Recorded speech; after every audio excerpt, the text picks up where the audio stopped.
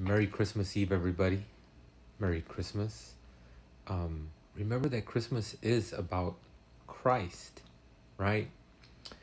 And the thing is, I think that a lot of people, when we think about Christmas, we think about Jesus, and we forget about the mother of Jesus, Mary. Um, it's it's it's a big job that she had, right? Not just giving birth to the Savior. Could you imagine your son comes out to be this Messiah, right?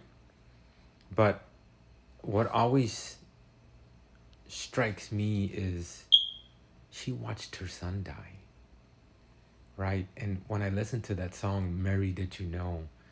It sounds so sad. And I could just imagine, if somebody told her at the beginning of her pregnancy what was going to happen, exactly the way it would happen, how she would feel. And I mean, they didn't have abortion back then. I'm not suggesting that, but you couldn't even prepare for that, even if you wanted to. But I'll just say this. When you're thinking about Jesus, remember his mother, because even though we're celebrating the birth of Jesus, in a few months, we're going to celebrate the rising. I was going to say the death of Jesus, but we don't celebrate the death. We commemorate his death.